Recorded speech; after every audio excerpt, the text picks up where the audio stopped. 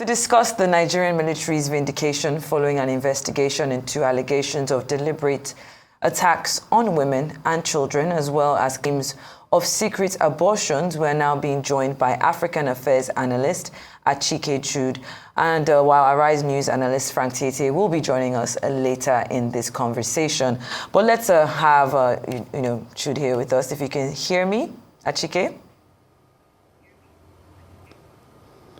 Yeah, I can hear you. All right, then. Fantastic. It's good to have you. Hello, I can hear you. Yes, it's good to have you on the show. I just want to go straight into it. You know, we've seen the military being cleared in this accusation that had been hanging on their heads for a while, and there's a report that when we look at human rights versus security concerns in certain zones, imbalancing human rights and security often challenges areas in insurgency. So when you look at how this situation was handled, what's your first perception about it? Do you think that a thorough investigation was done and this particular accusation doesn't hold any fruit? Well, a body, the National Human Rights Commission has gone into it and then, done their own investigation, hopefully with the mindset of doing the right thing. After all, that is what they are set up to do, to look at abuses of human rights, and to make appropriate reports and recommendations. And so it's not for me to actually determine whether they did a thorough job or not. They know what they have done. They know the parameters, the basis, that they used in arriving at the report that they did, and that they are giving. I know that usually in a war situation, just like you have talked about, it's always not. Sometimes the lines get blurred because you have soldiers that are working under intense pressure. A lot of times their lives are in danger. So the tendency for them to once in a while maybe step out of line is always there. That is why you have the Geneva Convention, on the rule of law of war, and that, there is this saying that all is fair in war. But I think the world came together years ago and said no, that all cannot be fair in war, and set out ground rules, for which, on which wars can be prosecuted. And it is very obvious that when there are violations, then there are violations, and and something has to be done about it. And this cuts across various militaries, regardless of how advanced they are, democratically. We remember what happened in Abu Ghraib, in Iraq, all the abuses even by a modern American military force. So it is a good thing, I think, that. The National Human Rights Commission has looked at it and said, well, we have not seen anything in terms of the allegations that were made. But I guess that the body that made that accusation might not exactly be satisfied. Remember, they did their own investigation, and on the basis of that, the National Human Rights Commission, intervened too, to find out exactly, to get to the bottom of the situation. But like I said, there is no war that is fought where you do not have abuse once in a while. It is only when this abuse is widespread that it becomes absolutely intolerable. Of course, every abuse is a violation and must not be allowed. Like I said, I think it's dependent on exactly how the National Human Rights Commission, went about doing their job. But we are not in a position to judge the work that they have done at this particular point in time. If there are still objections, I would expect that some other bodies, civil society organizations, can also come up with other facts that perhaps might have been overlooked by the human rights body. Very good, Chude. Now, what impact will this report by the Human Rights Commission have on the credibility of the custodians of those claims in the first place? We're talking about agencies like even the Reuters news agency as well. These are respected agencies, as you might imagine. So what are your thoughts there? Well, I think the problem really with the report is that there's always going to be some bit of skepticism, since you're talking about an international body reporting a national body, and then you now have, which is the military in this case, and then you now have, an institution, a national institution also wade into it. Now, where are they going to lean towards? Are they going to lean towards the report that is being given by an outsider, or are they going to lean towards protecting the image of the Nigerian army, and the government? Of course, I want to believe that there will be some bit of nationalism, an aspect of nationalism, wanting to protect the image of the army and, of course, the federal government. But that is not to say that their report is wrong. So Reuters and some other organizations that also reported on this, I think we'll take it with a pinch of salt, with some level of skepticism. We don't know the parameters that they themselves also used in arriving at their reports. And then, but the way these things are done, usually when you want to do this kind of investigation, because of the international dimension and reputable international organization, sometimes you might need to, if it's possible, bring in some other civil society organizations within the country to join the Nigerian, Human Rights Commission, National Human Rights Commission, to give it some level of credibility that they are not the only one, looking at it. It's like when you want to, if there's a contentious murder, for instance, and you want to get to the bottom of it, and you bring in, an expert to do the autopsy. It's always better to bring in representatives, medical representatives from both sides, so that whatever finding is made, it will be indisputable that all sides were involved in trying to find out what happened. So perhaps that aspect might also have played a role. I can't say for sure. All right, then. Thank you, Achike. Well, let's also quickly take a look at this development. The social media ads have promised young African women a free plane ticket, money, and a faraway adventure in Europe to just complete a computer program and a 100-word Russian vocabulary test. But instead of a work-study program in fields like hospitality and catering, some of them learned only after arriving on the steppes of Russia's Tatarstan region that they would be toiling in a factory to make weapons of war, assembling thousands of Iranian-designed attack drones to be launched in Ukraine. I would like for you to just, touch on this very quickly, actually, like, when we talk about Russia's recruitment tactics that's specifically targeting young women from Nigeria and other, African nations, what makes these campaigns so effective in luring them in?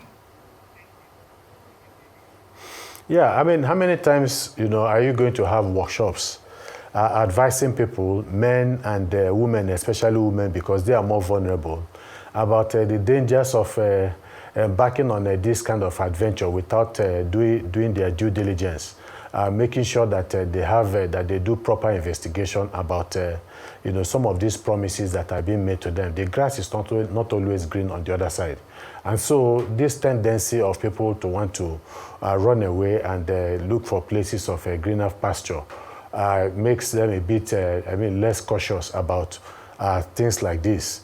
So a lot of them go straight into slavery, sex slavery and all manners of dehumanizing treatment. We have seen it several times.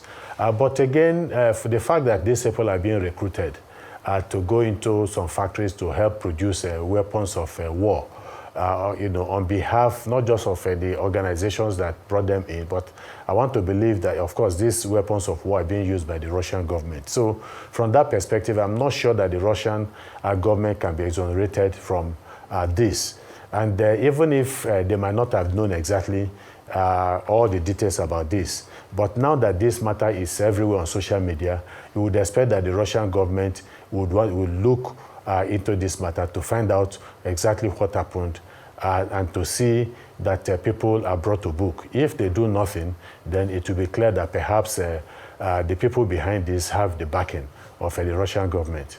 Indeed, Achike. Now, talking specifics, how did Russia's recruitment and treatment of these women, these African women, conflict with international labor standards? Specifically, the 1930 Convention on Forced Labor, you think?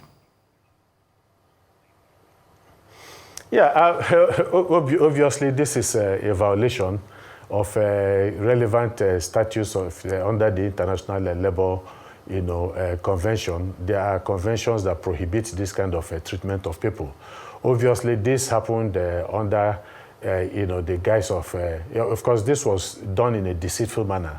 So the people themselves that were going to be given employment had no idea about the kind of employment that they were given. And then they now go in there and then you're forcing them to do work that they did not sign up to. So that is obviously a violation, and they would expect that there will be some level of sanctions against this kind of behavior. It is absolutely wrong under any circumstance, because it's a form of even slavery too. We don't even know about the kind of conditions under which they are working. We don't know how much they are being paid for the job they are doing. We know that obviously the fact that they were deceived into going to Russia to do whatever job it is that they are doing, they did not get into negotiation with the people that took them there to determine the kind of work that they are going to do and how much they are going to. They believe that their work is what. So it is obviously a very serious violation. Now we expect the ILO and other groups to look into this matter with a view to finding out exactly what happened and hopefully making a case to the government of Russia so that the people can be appropriately punished. Well, let's talk about how global organizations like the United Nations, for instance, is reacting to reports of these rights violations. Could international pressure impact Russia's labor practices? And do you foresee any repercussions for Russia in relations with African countries? Well, it's always very difficult. The United Nations they do not have a standing police force for such matters. Obviously, they have an arm of the United Nations that handles things like this. These things fall under the International Labour Organization, the ILO, and their various conventions. But they have various ways of engaging with governments of virtually every country in the world. They have a partnership with all of these people, and they should know who in these governments to engage with and to bring these complaints before them with a view to actually doing something about it. So it becomes the responsibility of the International Labour Organization, acting obviously on behalf of the United Nations, to ensure that laws that have been made under the various conventions, which a lot of parties are signatory to, and I'm sure that Russia is a signatory to a lot of some of the conventions of the International Labour Organization, and would expect that they would engage with the Russian Federation, with the country, with the relevant agencies there to find out exactly what happened and how they can seek redress on behalf of the people who have been lured into doing jobs that they did not advertise for, they did not ask for. Indeed. Now, do you think Russia is employing soft power tactics to gain credibility and appeal among African youth, using all forms of social media platforms here? Well, even if Russia is, using soft power, what they have done, this particular issue that is under discussion, I think is a violation, and I think will displease a lot of people in Africa, or should displease a lot of people in Africa. But the fact that Russia has been making an incursion into the African continent is nothing new. They have been doing that.